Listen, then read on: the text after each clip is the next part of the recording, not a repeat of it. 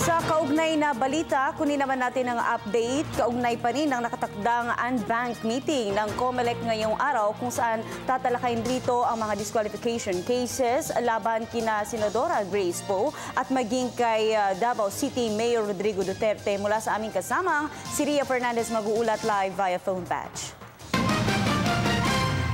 Princess, naghain na motion for reconsideration ng petitioner ng isa sa 4 na disqualification cases laban kay Davao City Duterte na ibinasura ng COMELEC First Division dahil sa hindi pagsipot sa preliminary conference kahapon. Umaasa ang kampo ng petitioner na si John Paulo de las Nieves, chairperson ng UP Diliman University Student Council, na mapagbibigyan ng kanilang kaso base sa merito nito. Linaw ng abogado ni de las Nieves na si Atty. Maria Sheila Bazar na dumating siya sa COMELEC kahapon ngunit hindi niya na naabutan ng prelim conference dahil na-late siya ng ilang minuto. Galing pa raw kasi siya sa ospital kung nasaan ang kanyang kapatid na may sakit, habang si de las Nieves naman ay nasa Davao para sa isang pagpupulong ng mga student council. Sa patakaran ng COMELEC, dismissed kaagad ang kaso kung hindi dadalo ang petitioner sa prelim conference. Bagamat hindi natawag sa prelim conference ngayong araw, na dinaluhan naman ni Rizalito David at Eli Pamatong na kapwa naghain din ng kaso laban kay Duterte, pinadadalo pa rin ng COMELEC First Division sila de las Nieves sa pagdinig mamayang alas 2 ng hapon.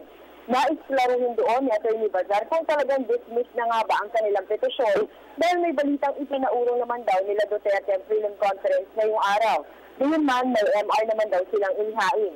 Madalang na nagpapa-interview si de las Nieves dahil ayon sa kanya, nakatatanggap umano siya ng mga threats sa social media tulad ng nais na masunog ang kanilang bahay.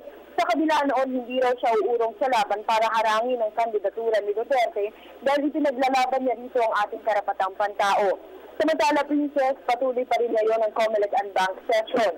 Sa pagpapatuloy nga ng pagpupulong ng mga opisyal ng COMELEC, inaasahang malalaman na ang kahihinatnan ng komentong inihain ni Commissioner Rowena Guanzon sa Korte Suprema noong nakaraang linggo tungkol sa kanilang diskwalifikasyon kay Senadora Grace Poe bilang presidential candidate. Sa ambush interview kanina kay Guanzon, tila batid na nila ni Bautista na nagkaroon lamang sila ng hindi pagkakaunawaan.